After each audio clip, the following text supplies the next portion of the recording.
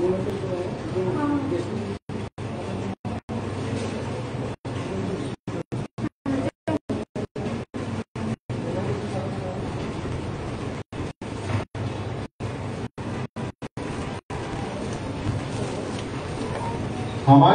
संस्था लगभग 20 सालों से इस क्षेत्र में काम कर रही है।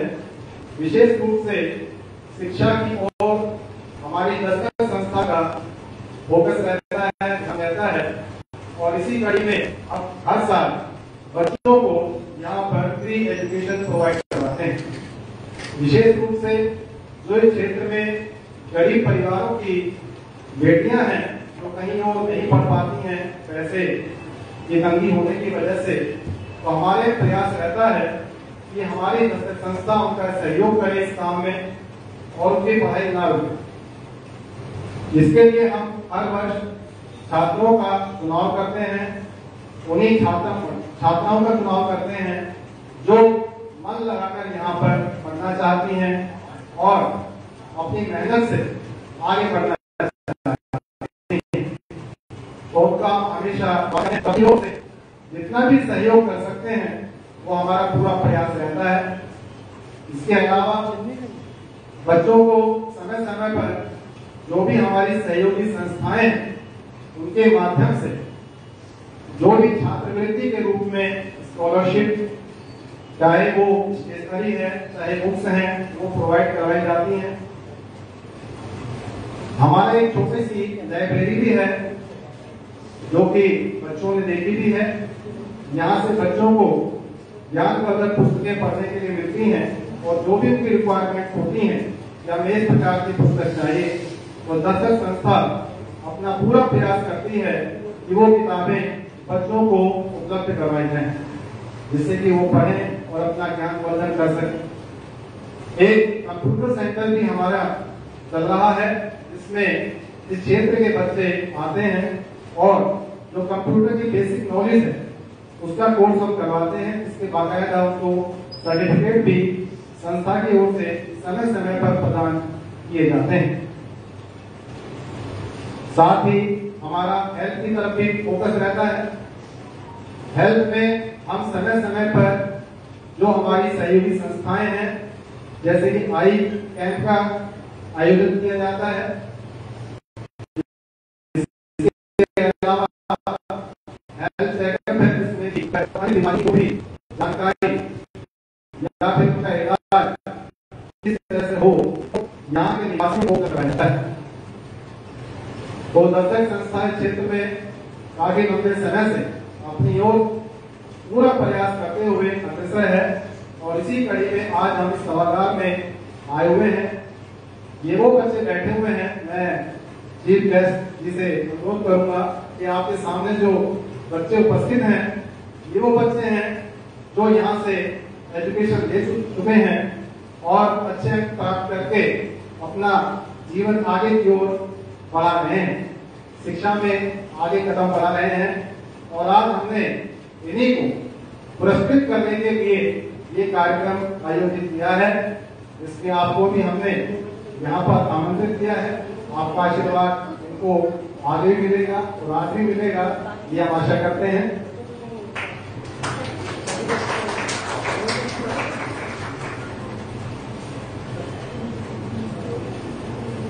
अब मैं डॉक्टर नरेंद्र कुमार संत जी जो दस्तक संस्था के अध्यक्ष हैं उनसे आग्रह करूंगा कि आगे के कार्यक्रम को सुचारू रूप से चलाएं और शुरू। धन्यवाद। जैसा कि आज हम सबको बताया कि दस्तक प्रतिभा पुरस्कार के लिए उपस्थित हुए हैं, एक तो वो बच्चे हैं या जो 10th क्लास में हमारे कोचिंग पढ़ी थी और जो 60% से वो मार्क्स लेके आए हैं, ऐसे बच्चों को हम उनको दस्तक प्रतिभा पुरस्कार देते हैं। दूसरे बच्चे वो हैं जिन्होंने हमारे कंप्यूटर सीखा, उनको सर्टिफिकेशन जो देते हैं वो बच्चे हैं अभी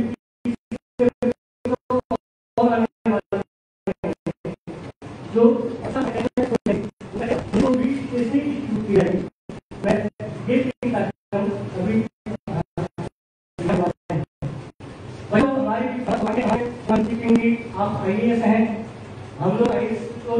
चाहते थे और उनसे हमारी ऐसी बच्चों की IAS इसके परिचय हो जाए और हम लोग बहुत से प्रयास करते कि आपको परिचय कराएं, उनसे मुलाकात करवाएं।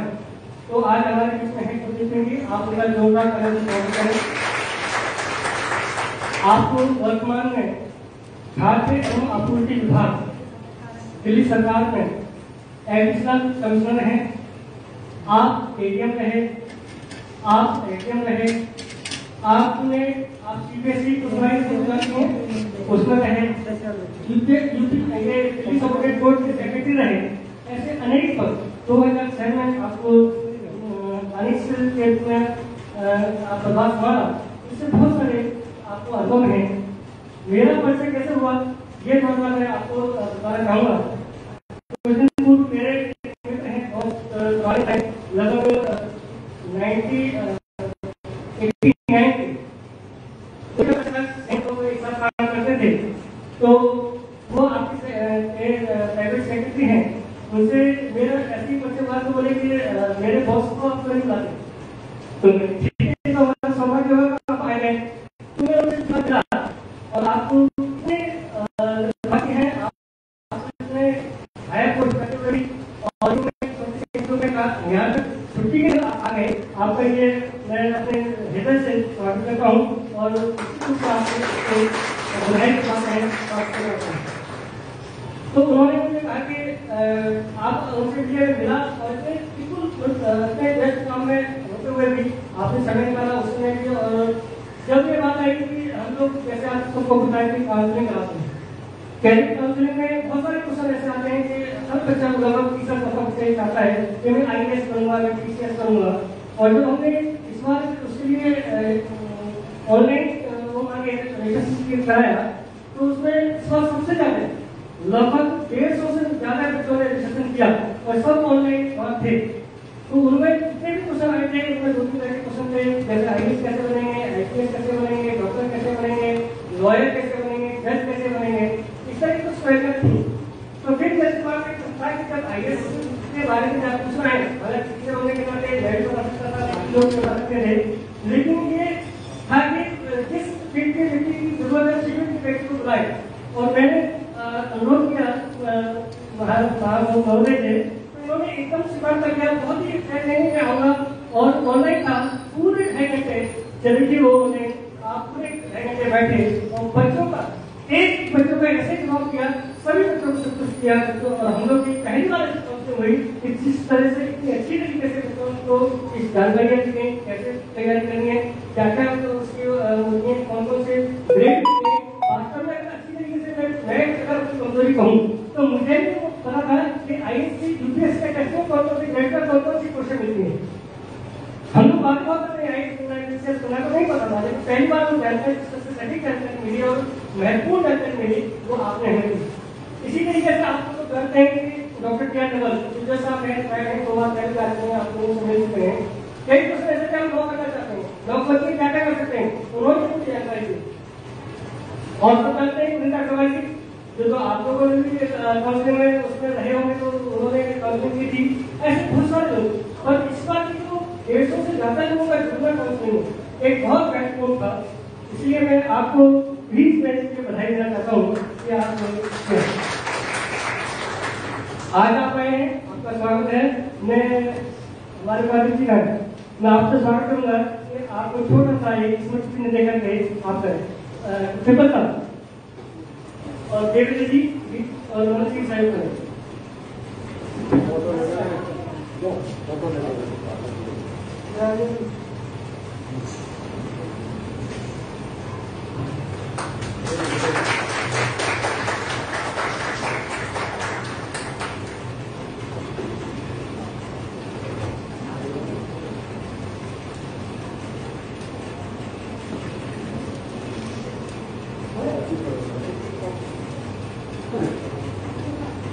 मैं धार्मिक जी से आगे करता हूँ और मैं जी से आगे करता हूँ कि आपका स्वागत करेंगे। मैं भी करूँगा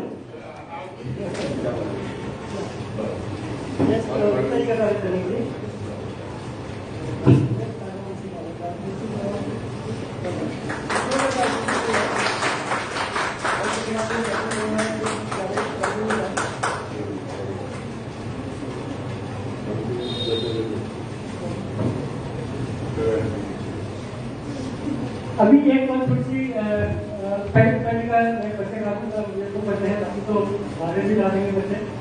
दुर्गा जी रोटी क्लब के इस साल के प्रेसिडेंट हैं, आपको बधाई और आपका भी मैं स्वागत करता हूँ। आप पेशे से जैसे देखते हैं कि ये हैं, कब आए आप रोटी से जुड़े हुए हैं, रोटी के प्रेसिडेंट हैं और आपको पीएचडी जुड़े हुए हैं, डॉक्यूमेंट हैं, तो आपका भी मैं स्वागत करता हूँ। आप जो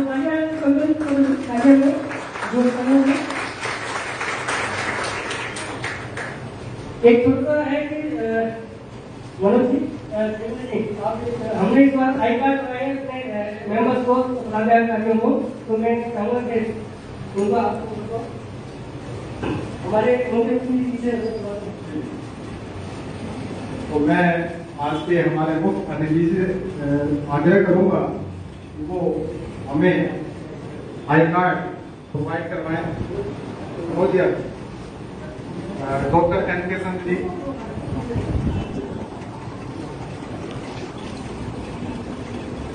ये दस्तक संस्था के आई कार्ड बनवाए गए हैं इस बार। इसके बाद मनोज कुमार जी, ललित कुमार पीपल जी, गुप्ता जी, आप तालियों से स्वागत किया जाए। और अरिंद कुमार जैन से आग्रह करूंगा कि आप ही आए, आपका भी आई कार्ड है। और भार्गव जी इस काम में सहयोग प्रदान करेंगे। Thank you sir.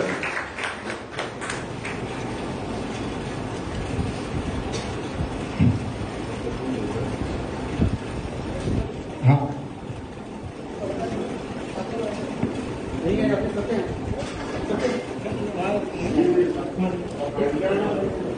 अच्छा लगेगा अगर आप दस्तक में आए और पहन के आए तो हमें तो अच्छा लगेगा कि आप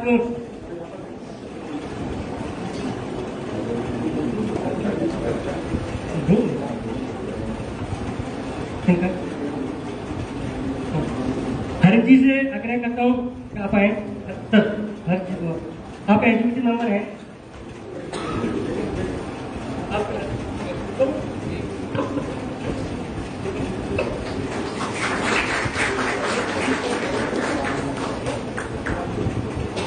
मनोज कुमार जी, आप आइए प्लीज।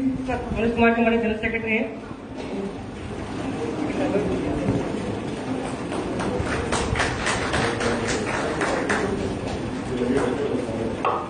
देवेंद्र कुमार जी सेक्रेटरी हैं।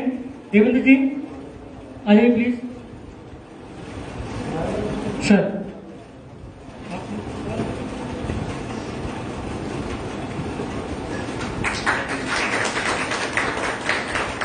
हमारी ऑफिस इंचार्ज है कामिनी।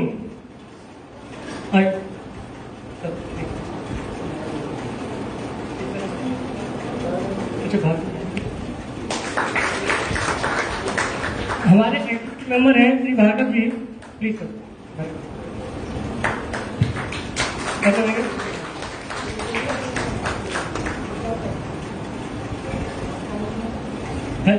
नमस्कार सर। आज का जो जैसे मैंने कहा आज 3 कार्यक्रम है। सबसे पहले तो मैं बधाई देना चाहता हूँ, आभार व्यक्त करना चाहता हूँ कि आज 10th क्लास के बच्चों को सर्टिफिकेट दिया जा रहा है। वो रोटरी क्लब और के माध्यम से श्रीमान गुप्ता जी, भार्गव जी और अरविंद जी और मैडम मीन भार्गव जी, भाटिया जी और मैडम भाटिया जी, इन सब का सहयोग है सर। और ये आज से सहयोग नहीं है। ये संस्था को मैं कई बार सोचता हूँ कि दस्तक है या रोटरी क्लब है, हमें कन्फ्यूजन हो जाता है। ऐसा कोई कार्यक्रम दस्तक का जिसमें रोटरी क्लब का सहयोग न हो, कार्यक्रम होता नहीं है। तो मैंने जब भार्गव जी से मेरा परिचय लगभग 2000 से लगभग जुड़े हुए हैं। तभी से जब संस्था बनी थी उसके बाद में थोड़े 1-2 महीने के बाद जुड़ गए थे। तो तब से भार्गव जी मतलब कोई भी हमारा ऐसी फाइनेंशियल विशेष रूप से जब भी कोई कमी होती है, त्रुटि होती है, तो हम भार्गव जी को फोन करते हैं, सर हमारी मदद कराइए। और भार्गव जी तो कहीं ना कहीं से कुछ न कुछ मदद करके कार्यक्रम होते हैं। 90% कार्यक्रम जो है मैं मतलब खुले मन से कहता हूँ कि भार्गव जी और रोटी क्लब के बिना हो ही नहीं सकते। ये इतना भार्गव जी का आवश्यकता है। अरविंद जी के समय में सर हमारा कंप्यूटर लैब स्टार्ट हुआ जब अरविंद जी अध्यक्ष थे। आप देखिए कंप्यूटर लैब सर, उसमें सबसे जो ज्यादा जरूरत थी वो प्रोजेक्टर की थी हमें।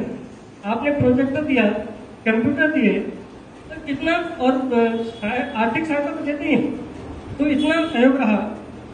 इनर व्हील क्लब की पूर्व सेक्रेटरी बैठी हुई है और ट्रेजरर है भार्गव जी। इनर व्हील क्लब कितने सालों से हमने एक 5वीं क्लास का स्कूल गोद लिया हुआ है, वो लगभग 10-15 साल से उस स्कूल के 5वीं क्लास के बच्चों को हम हर साल स्टेशनरी डिस्ट्रीब्यूट करते हैं। उसमें इनर व्हील क्लब का इतना सहयोग रहता है, जो बच्चों की वहाँ रिक्वायरमेंट होती है हम मीन भार्गव जी से कहते हैं, वो इनर व्हील क्लब से करा करके उसको हर साल उस कंप्लीट कराते हैं। तो मीन भार्गव जी का भी मैं ऐसे आवाज व्यक्त करता हूँ, धन्यवाद करता हूँ। ऐसे अनेक कार्यक्रम हैं जो इनर व्हील और ये रोटी क्लब पिछले 2 सालों से, पिछले साल का तो अगर मैं जिक्र करूँ, सारी दुनिया बंद थी। बहुत सारी जो संस्थाएं थी, चाहे वो प्राइवेट संस्थाएं थी, सबने अपने अपने एम्प्लॉइज को सैलरी देना बंद कर दिया था। किसी ने आधी दे दी थी, किसी ने कुछ कर दिया था। पर thank to inner wheel club, हमने 1 महीने की सैलरी किसी भी स्टाफ की 2-3 स्टाफ करते हैं, 1 महीने की 1 दिन की सैलरी भी नहीं काटी। हमने पूरी सैलरी दी, चाहे वो आए चाहे ना आए ऑफिस। हाँ, पब्लिक स्टाफ ने भी पूरा काम किया। ऐसा नहीं कि उन्होंने टोटली घर बैठ के लिया, घर से काम किया, यहाँ के काम किया, जब भी हमें जरूरत पड़ी वो काम किया। हमारी मंथली मीटिंगें होती हैं, हर मंथ मीटिंग होती है, इसमें इनकम एक्सपेंडिचर और जो भी आए देखते हैं, हम सब कुछ करते हैं, कुछ ना करें। तो हमारा मेरा कहने का मतलब है कि इनर व्हील क्लब और रोटरी क्लब, इन दोनों का सहयोग हमें रहता है। अभी हमें जरूरत पड़ती कि जब ऑक्सीजन की कमी हो रही थी, तो ऑक्सीजन की कमी में हमें दिक्कत थी कि हम कैसे इसको, बहुत भयानक स्थिति ऑक्सीजन मिल रही थी। तो हमारे वाइस प्रेसिडेंट साहब हैं ट्रिपल साहब, इन्होंने तो ये जो कहते हैं ऑक्सीजन क्या कंसंट्रेटर वो प्रूव करा, जर्मन से मंगाए, उनका बेटा जर्मन में है, तो वो मंगाए और वो है हमारे पास में। इस तरह के काम हम मिलजुल करके करते हैं, सभी संस्थाएं मिलकर के, कई संस्था और भी हैं जो काम करते हैं। एडीपी जैन चैरिटेबल ट्रस्ट उन्होंने 3 साल हमारे यहाँ वो चलाया, आई वो सेंटर चलाया, और वो अच्छा नहीं चला, पर कई कारण से वो हमें बंद करना पड़ा। जहाँ हम अभी बैठे थे वहाँ सेंटर आई सेंटर का बोला। तो ये था आज का जो मैंने दस्तक के बारे में जो देना था। और मैं अब आग्रह करूँगा इससे पूर्व के बच्चों को हम स्टेशनरी डिस्ट्रीब्यूट या सामान डिस्ट्रीब्यूट करें। आप प्लीज कुछ बच्चों को थोड़ा सा मनोरूप बढ़ाने के लिए आप अपने बच्चों ने आशीर्वाद दें। रिस्पेक्टिव सर जी, रजनीश जी, अरविंद जी, भारद्वाज जी, भाटिया जी, मैडम भाटिया जी, भारद्वाज मैडम, और किसी का मैं नाम भूलता हूँ तो उसके लिए माफी। और आज के बेसिकली बच्चे बेसब्र हो रहे होंगे कि अवार्ड इन्होंने इतने अच्छे अंक पाए हैं, उसके बावजूद जो है इतनी देर तक आपने वेट कराया अपनी, क्योंकि आपके दस्तक के बारे में जानते ही हैं।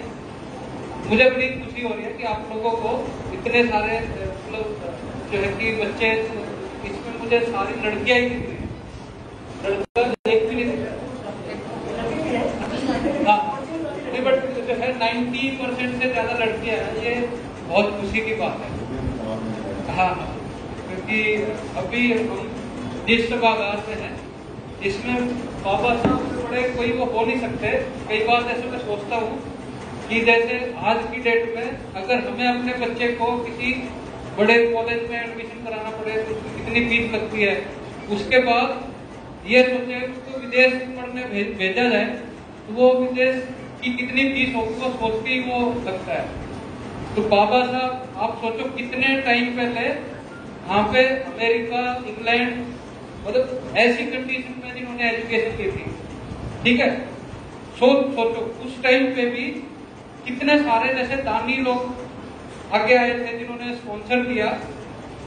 जो बड़ौदा के गायकवाड़ थे जो वीर महाराजा, उन्होंने जो स्पॉन्सर किया, उसी तरह उसका लाइव एग्जाम्पल जैसे रोटरी क्लब वो दिख रहा है आपके इधर जितनी भी जैसे जो फैसिलिटी जो प्रोवाइड करा रहे हैं, उसका दूसरा एग्जाम्पल है आपका कोरोना टाइम, जिसमें आपने देखा होगा गुरुद्वारों में कितना जैसे ऑक्सीजन लंगर, फिर जो है कि जो कोविड पॉजिटिव थे उनके घर में खाना पहुंचाना।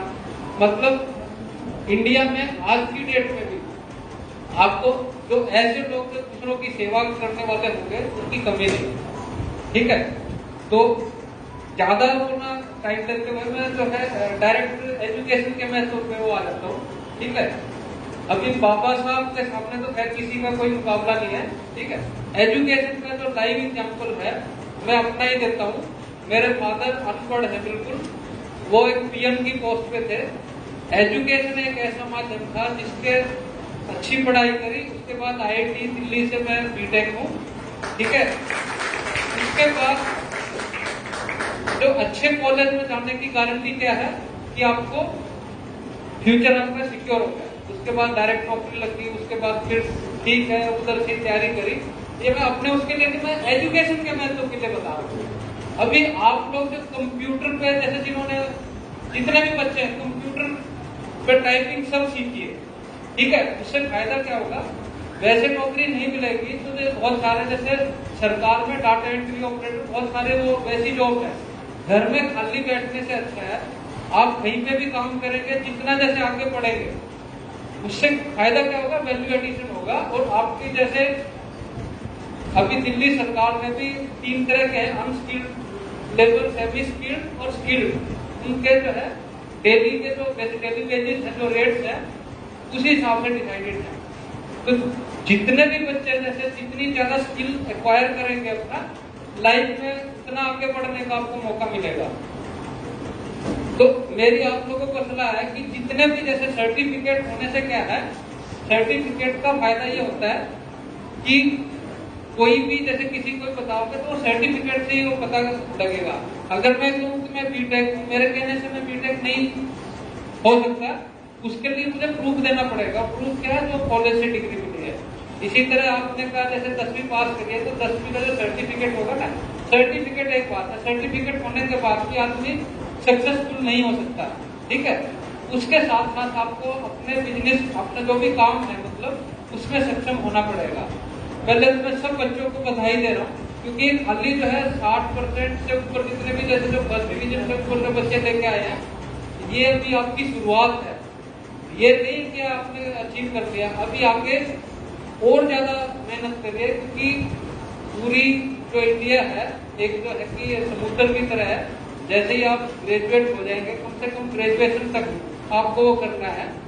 और संत जी जैसे रजनीश जैसे जी और अरविंद जैन जैसे जी और दीपक जैसे जितने भी लोग आप लोगों को, ये सब लोग क्योंकि आपसे ना तो कोई रिश्ते नातेदार है, एक इंसानियत के नाते जितना सपोर्ट कर सकते हैं वो सपोर्ट कर रहे हैं। तो हमारा अगर पड़ोसी पढ़ा लिखा अच्छा वो होगा तो सबके लिए फायदेमंद होगा।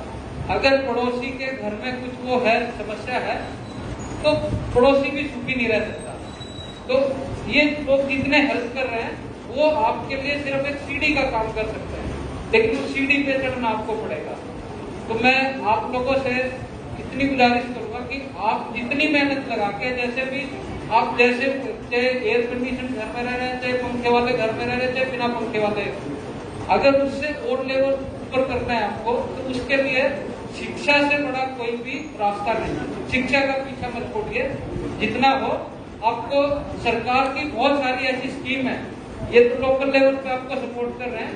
आगे जो बड़े बड़े जो है आप इंजीनियरिंग करो या फिर जो है कि एमबीबीएस करो, सीए बनो, वकालत करो, तो स्कॉलरशिप बहुत जो आपकी कम्युनिटी उसमें भी आपको तो जैसे भी जो है कि आपको पता चलता रहेगा ऐसी संस्था से जुड़ने से 10 तक भी जैसे 2000 से काम कर रहे हैं तो बहुत सारा आप लोगों को उस चीज का फायदा मिल जाएगा। तो मैं आप सबको आपकी इस अचीवमेंट पे बहुत बहुत मुबारकबाद देता हूँ और भगवान से उम्मीद करता हूँ कि ऐसे ही आप मेहनत करके दिन दूनी रात चौगनी तरक्की करते रहे। धन्यवाद। Thank you.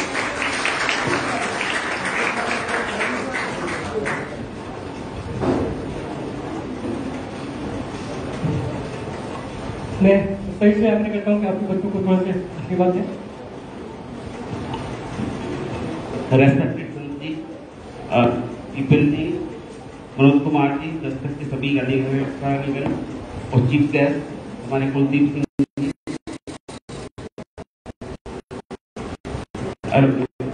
जी, आप जो भी आए हैं, विजय कुमार जी, विजय जी, सभी उपस्थित इस सभागार में उपस्थित सभी व्यक्ति और बच्चों, सबसे पहले मैं आप सबका बहुत बहुत धन्यवाद करता हूँ कि आपने रोटरी क्लब को भगवान ने इस लायक समझा कि आप लोगों की इस तरह की थोड़ी सी मदद कर रहे। जैसा कि सर साहब ने बताया कि हमारा रोटरी क्लब हमेशा से ही इस दस्तक प्रोग्राम, दस्तक एनजीओ के साथ जो भी अपना सहयोग होता है उस तरह से हमेशा खड़ा हुआ है आप लोगों के साथ।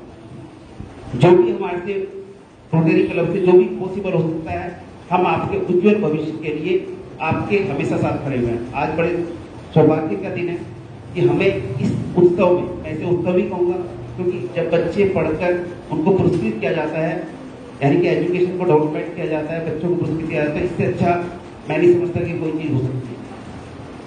तो दोस्तों, बच्चों, आप अपने को ये ना समझे आपके साथ पूरा देश खड़ा हुआ है, बस आप मेहनत करते रहे।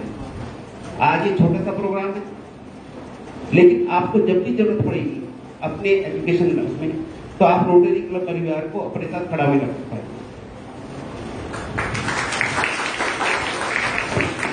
मैं भगवान का धन्यवाद करता हूँ कि उन्होंने हमें इस एक माध्यम बनाया इन बच्चों की एजुकेशन में सहयोग देने के लिए।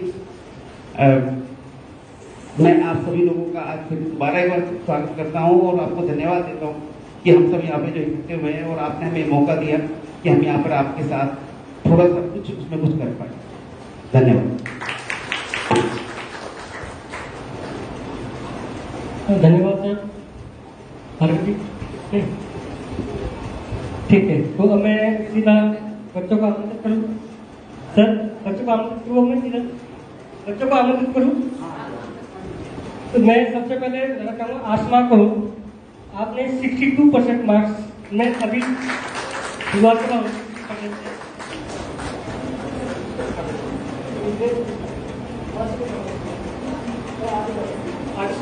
प्लीज।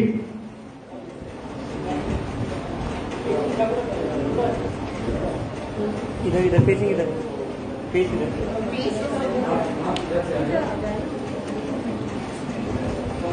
देवेंद्र।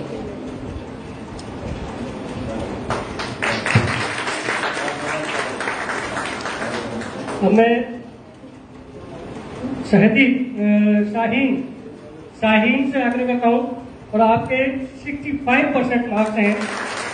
शाहीन, कांग्रेचुलेशन।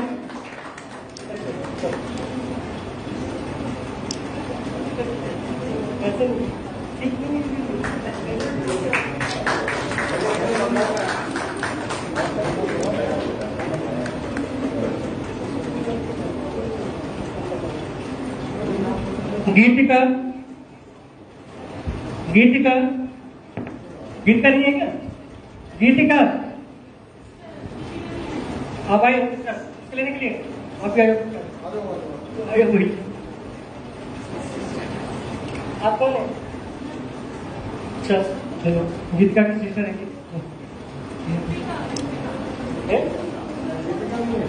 गीतिका नहीं है क्या? कल्पना,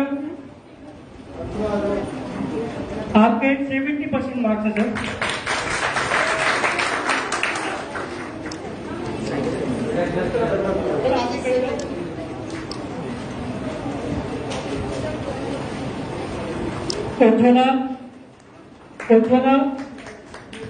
उज्ज्वला है क्या?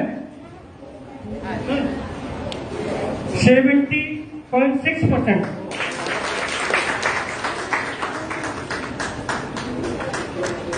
शिप्रा यादव 70.8%।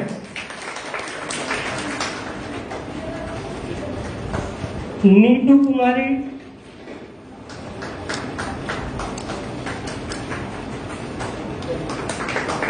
72.5%।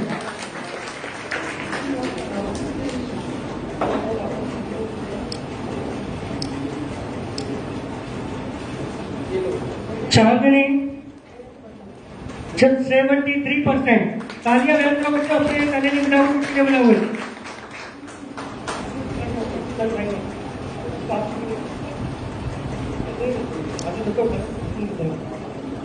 चित्रा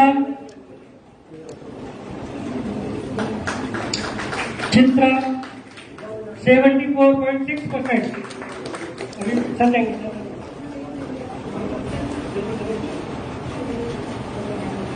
अंजलि 75%। अंजलि 75%। तालियां बजाइए।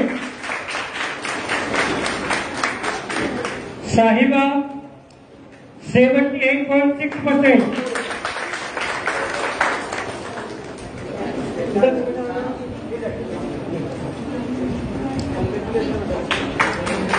रुपैया 81.2%। रुपैया 81.2%। अहिल्या 84.4%। अहिल्या 84.4%। पूनम गुप्ता 84%। तालियां फिर कम करोगे। सोनाली सिंह 86%। तालियां।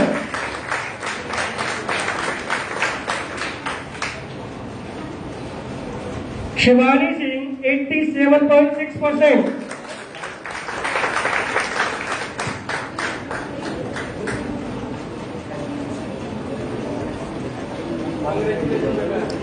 शबाना प्रवीण 87.6%।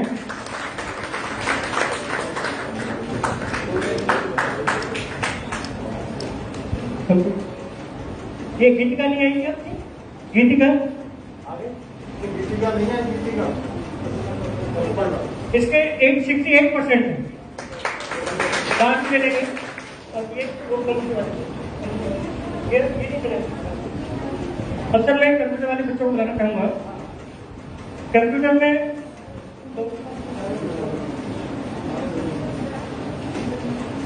ये अपने ग्रेड सिस्टम रखा हुआ है। शिवानी राधेश्याम नहीं है कि कंप्यूटर। निखिल श्याम बिहारी सर, इनका एक ग्रेड आया हुआ है। इनका टेस्ट हम लेते हैं, बीसीसी के उसके आधार पर लेते हैं।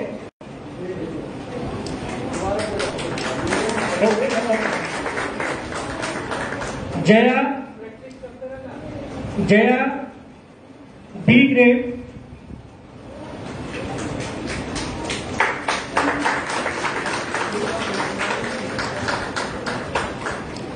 सूरज गुप्ता ए ग्रेड।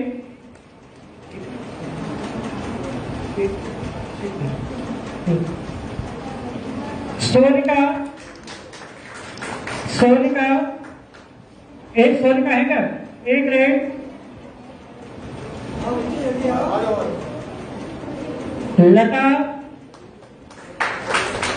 लता है क्या?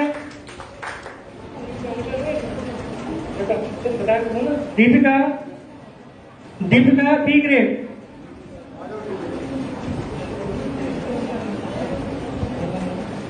साहिबा मानो